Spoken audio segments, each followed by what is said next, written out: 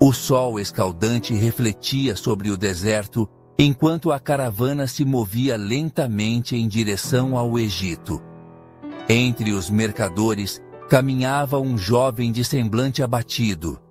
Seus olhos marejados fitavam pela última vez as colinas distantes de Canaã, onde um pai amoroso ainda o esperava sem saber de seu destino.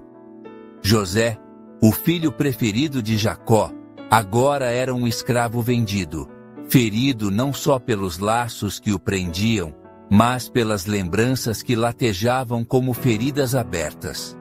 A dor em seu peito era tão profunda quanto o silêncio que o rodeava. E ali, no calor sufocante do deserto e no vazio da traição, a lembrança de Dotã retornava com força. Os rostos de seus irmãos contorcidos em ódio, suas palavras cortantes como lanças. Tudo ecoava em sua mente.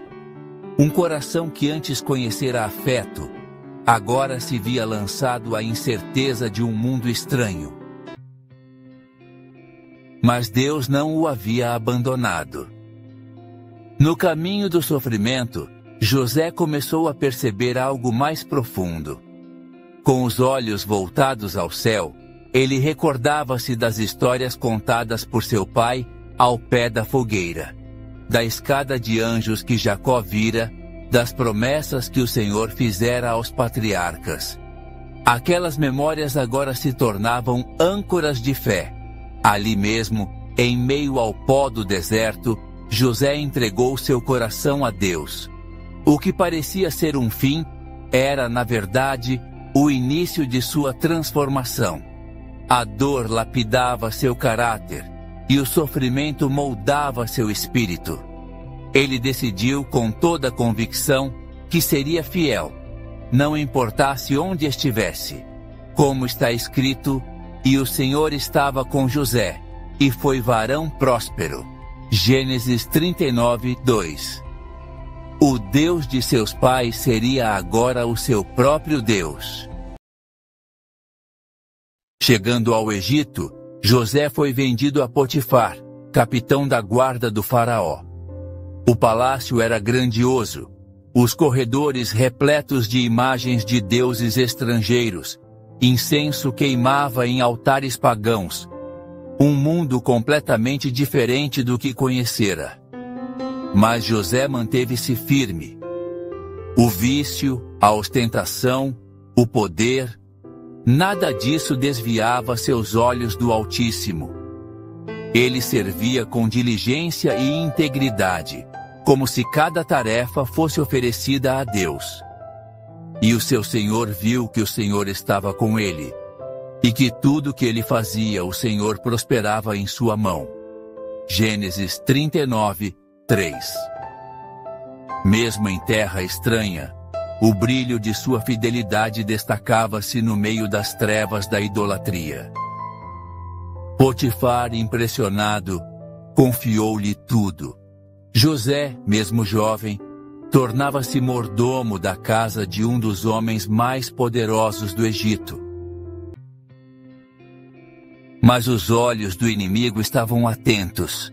A esposa de Potifar passou a desejar José, e sua insistência tornou-se uma armadilha silenciosa e persistente. A cada investida, José fugia, não apenas fisicamente, mas com o coração resguardado por princípios firmes. E quando a armadilha finalmente se fechou sobre ele, preferiu perder tudo a manchar sua integridade. Com coragem respondeu: como, pois, faria eu este tamanho mal e pecaria contra Deus? Gênesis 39, 9. Seu silêncio não foi covardia, foi honra. Suas algemas não eram de vergonha, mas de fidelidade. Mesmo injustiçado, não se rebelou. Lançado à prisão, José sofreu, mas não deixou que a amargura o dominasse. A presença de Deus estava ali, naquela cela fria, transformando o sofrimento em propósito. Os dias na prisão foram longos e escuros, mas o caráter de José brilhava como ouro em meio ao fogo. Ao invés de se entregar ao desespero, tornou-se consolo para os outros. A confiança do carcereiro foi conquistada, e mais uma vez, José passou a ser responsável por todos ao seu redor. A Bíblia diz: cujos pés apertaram com grilhões e a quem puseram em ferros, até o tempo em que chegou a sua palavra. A palavra do Senhor o provou. Salmos 105, 18, 19. Mesmo nas trevas da masmorra, ele vivia como alguém que pertencia à luz. A cada pequeno gesto de bondade, a cada palavra de consolo aos prisioneiros, Deus o preparava para algo maior. Foi nesse cenário de dor que surgiram dois novos prisioneiros, o copeiro-mor e o padeiro-mor do rei. Certo dia, ambos amanheceram com o semblante abatido. José percebeu e perguntou com compaixão.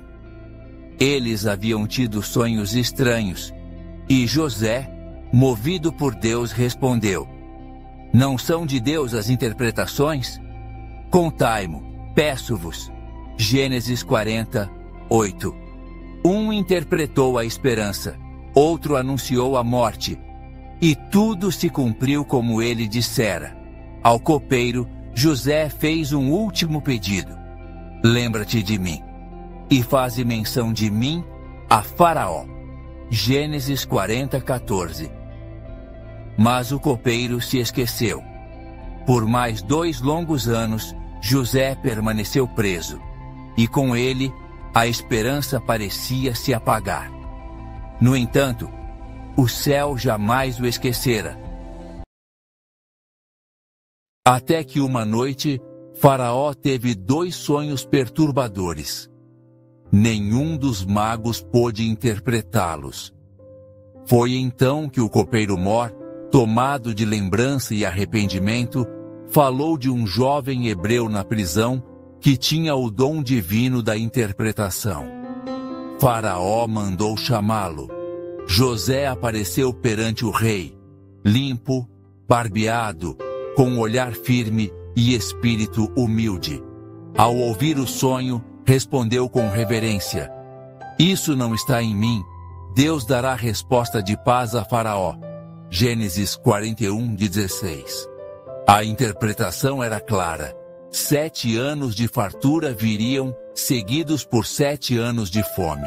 E um plano foi apresentado com sabedoria celestial. A presença de Deus era tão evidente em José que o próprio Faraó exclamou: acharíamos um varão como este, em quem haja o Espírito de Deus? Gênesis 41, 38. Em um giro divino de acontecimentos, o prisioneiro foi exaltado ao 2º posto mais alto do Egito.